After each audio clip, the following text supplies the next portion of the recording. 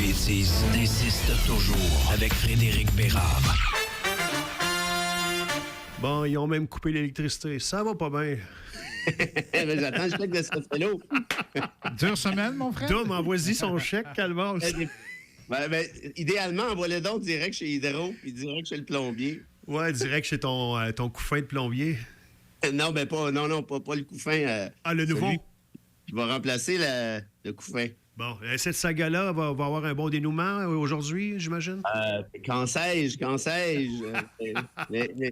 Ce que je sais, par contre, c'est que ça reste des problèmes petits bourgeois. Hein? Il y a des gens qui reçoivent des bombes sur la gueule à Gaza. Il y a des enfants qui meurent de faim. Des gens sautent de l'État au Nicaragua et des gangs de rue au Salvador. Fait que mes petits problèmes de plomberie, honnêtement, pas très grave. Ouais, ça veut pas dire que c'est le fun pareil. J'ai pas dit que c'était le fun. Ne remarque bien, j'essaie de relativiser et garder le sourire. Oui, c'est bien. As-tu eu des réponses à ton appel à l'aide hier de gens de la région? Ou? Non, sérieux, mon laurier, là, tu fais dur pas mal. Tout le monde est bien occupé, Fred. Ah ouais, c'est ça. Ils ont trop de clients. Okay. La prochaine fois que j'aurai besoin de moi, je vais vous la servir, celle-là. Ah ouais, la fois que j'avais besoin de vous autres, il n'y en a pas un qui s'est déplacé. C'est bon. Non, mais je fais 3 heures de... Déjà, de ce que je comprends, tes corps de métier, ça leur sort par les oreilles. Faire un 6 heures de char... je savais bien que je lançais une bouteille à la mer et qu'elle ne serait jamais retrouvée. C'est clair, c'est clair. On commence où? Les questions des gens aujourd'hui. Hey, juste avant, c'est une des questions. On va y aller avec celle-là. Tiens, c'est Chantal qui voulait qu'on aille là. Le verdict concernant l'affaire de Lille. Une coupe d'heure et liberté. On s'entend. Hier, tu parlais de l'âge qui ne devait pas être pris en considération. On sent quand même que ça a été un petit peu pris en considération hier, non? Je dirais pas ça, moi. Parce que, non, je veux dire, je pense pas que ça a été plaidé, en tout cas, parce que c'est une suggestion commune de la couronne puis la défense. Le juge n'est pas obligé de l'accepter. Mais c'est sûr que je pense pas que Delisle, c'est un risque pour la société, là, de toute évidence. Puis il a plaidé coupable à une accusation d'homicide involontaire. Hein? Ouais. Et donc, ça, c'est comment je te dirais, avec le consentement de la couronne pour régler cette histoire-là.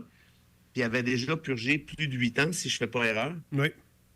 Fait que si tu fais les calculs, là, ça revient quand même pas mal à ça. En d'autres termes, ça aurait eu le même dénouement si ça avait été... ton cas, mon cas ou le cas d'André, là, fort probablement. OK. Donc, là, on a quand même une bonne idée. Il ne faut pas jouer non plus aux pseudo-experts. C'est quand même délicat comme saga, comme situation, mais il reste qu'on sait pas mal ce qui s'est passé. Là. Non, mais ça, c'est clair, c'est lui. Là. Ouais. C'est lui. Puis moi, ce qui me fâche un peu dans cette affaire-là, tout le monde a le droit de se défendre. Hein, OK, ça, on se comprend bien, là, mais une fois que tu es condamné, là, va pas chercher 7 experts, faire croire à l'erreur judiciaire, à l'affaire de Wilbert Coffin, puis essayer de nous faire brailler, ou plaider coupable 6 mois après. Ça, je trouve ça... Il n'a pas plaidé coupable d'un point de vue stratégique. En partie, oui. En partie, oui. Oui, mais il a plaidé coupable parce qu'il est coupable. Puis c'est ça, moi, qui me fâche, de faire croire à l'erreur judiciaire, puis les violons et tout, puis qu'on se comprenne bien, là.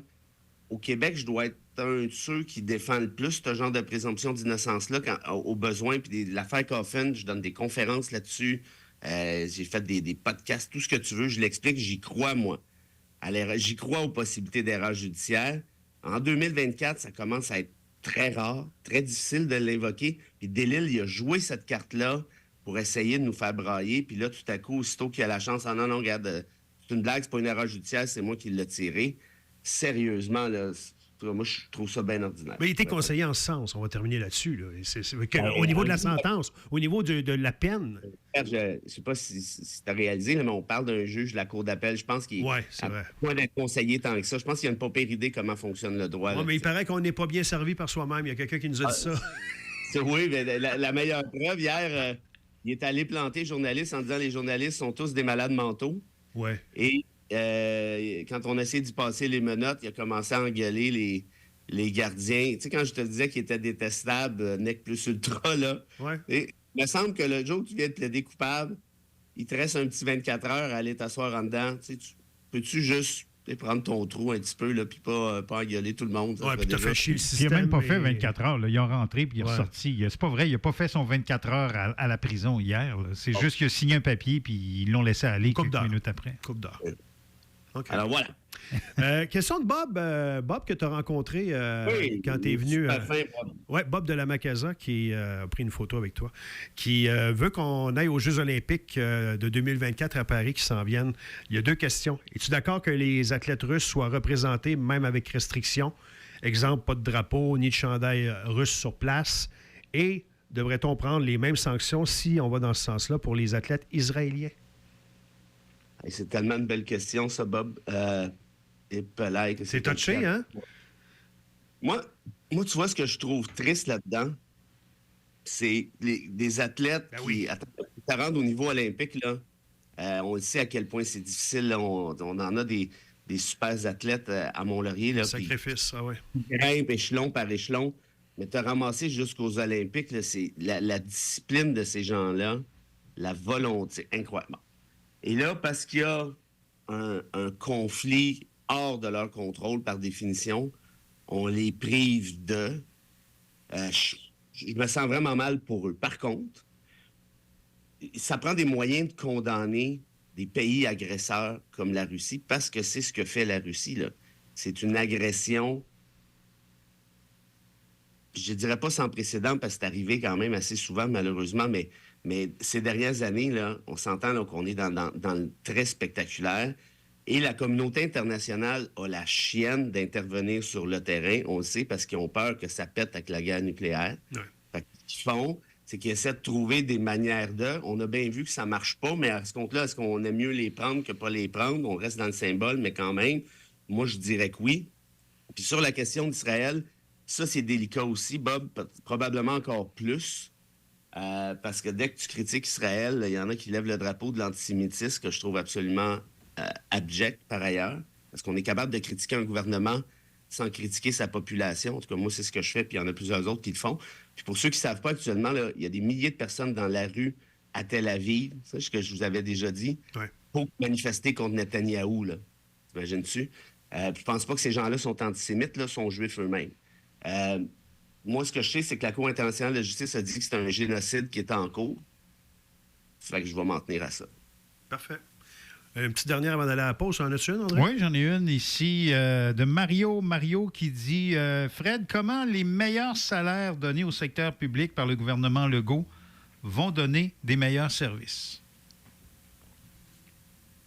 Je ne sais pas si ça va donner des meilleurs services, mais tu sais, dans la vie, je pense que c'est important d'être juste. Ouais.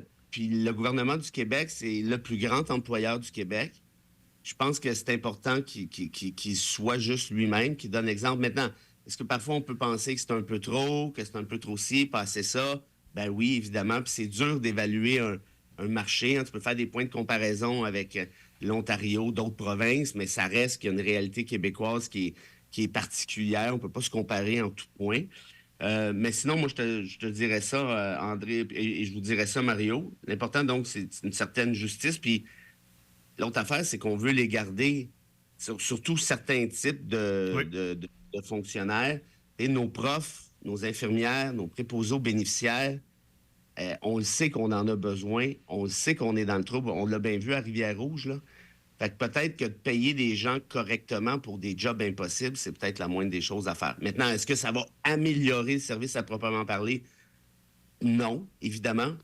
Mais je finirai avec ceci. Ce qui était dommage avec les dernières négociations, notamment avec les profs, c'est que les profs, c'était pas une question salariale qui était au cœur des négos, c'était une question de ressources pour que notre système d'éducation publique ait de l'allure. Et ça, on l'a bien vu, le gouvernement Legault a pratiquement fermé la porte à double tour à cet effet-là. Et ça, franchement, c'est assez dommage. On vient. On est de retour. Le temps pour encore 2-3 petites questions. 7h52, à 8 minutes de 8. Claude, il veut te craquer, je pense. Là. Claude. Aujourd'hui... Ça m'est bien dur, habituellement. Ben, on voit ça, comment dire, c'est pas subtil, mais c'est pas grave, on va te la poser pareil. Rencontre Trudeau-Legault aujourd'hui. Est-ce que, encore une fois, Legault fait de la diversion avec l'immigration?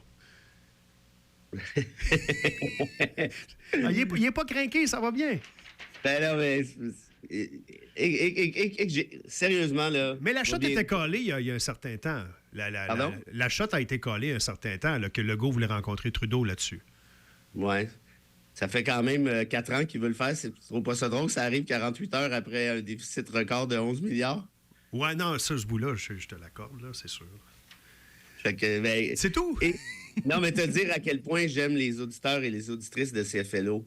Vous êtes fantastiques. Claude, honnêtement, merci parce que votre question résume essentiellement. Voilà. Bravo. Merci. Fait qu'on va envoyer le chèque à Claude. Oui, envoie le chèque à Claude. C'est lui qui a travaillé ce matin, mais je vous salue bien bas, puis pouce en haut. Mais la volonté, le désir de Legault de rapatrier les pouvoirs au Québec, ça... Mais connais-tu, toi, une région dans le monde qui a ses pleins pouvoirs en matière d'immigration au détriment de l'État central? Moi, je suis pas assez expert, là, mais il y en a Non, pas. mais mettons, tu t'en vas en Allemagne, là. Tu connais-tu, mettons, un Lander là, qui gère l'ensemble de son immigration, Ouais. puis Berlin n'a pas un mot à dire.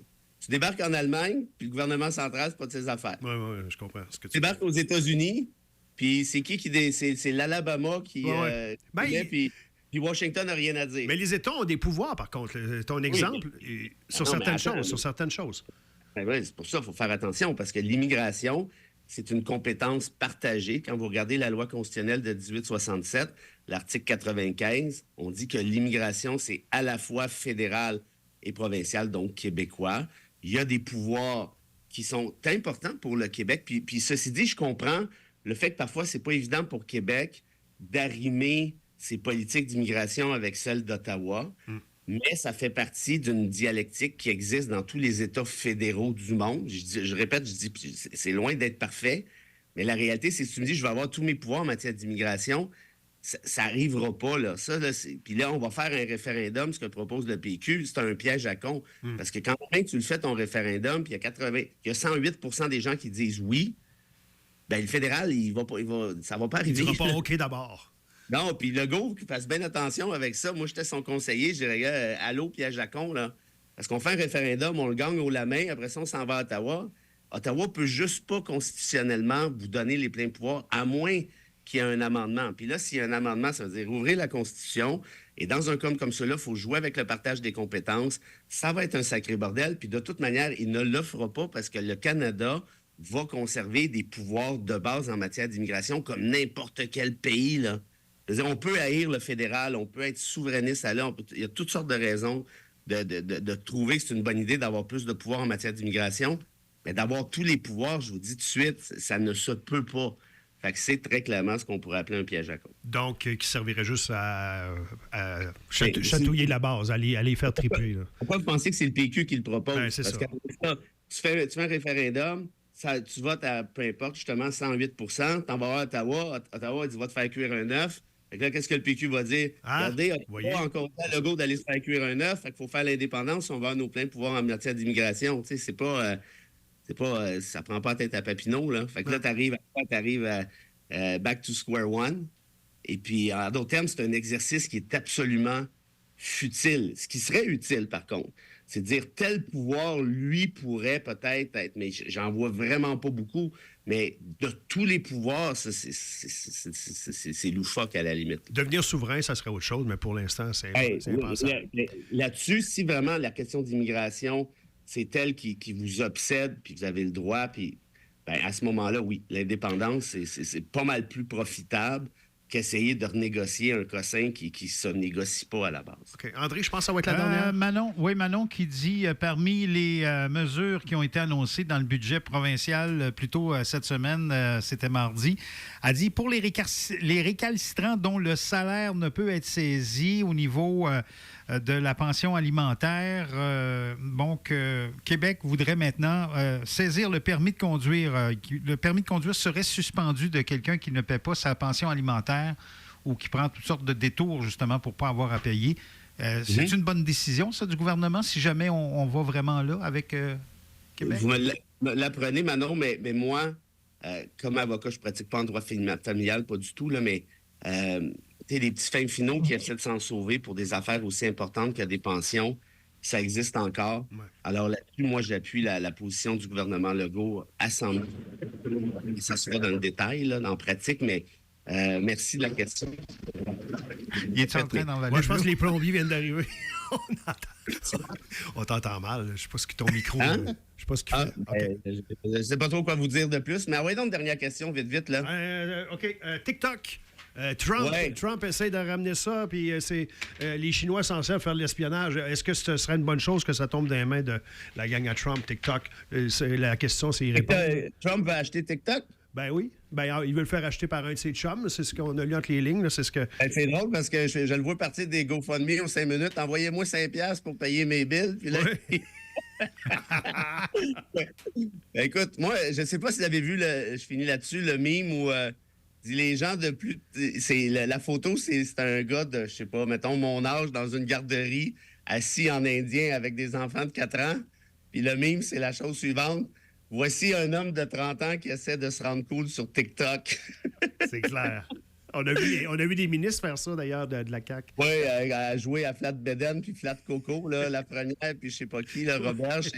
Moi, j'imagine toujours dans ce temps-là, tu sais à quel point je suis nostalgique, politiquement parlant, j'imagine toujours Jacques Parizeau flatter le coco de Lucien Bouchard. C'est drôle, ça me rentre pas dans la tête, pas en tout.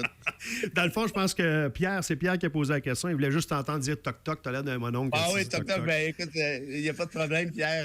Mais imaginez Trump sur toc-toc, ça va faire la job. Salut, bon week-end, bonne chance avec ton eau. Salut les amis. Bye. Bye.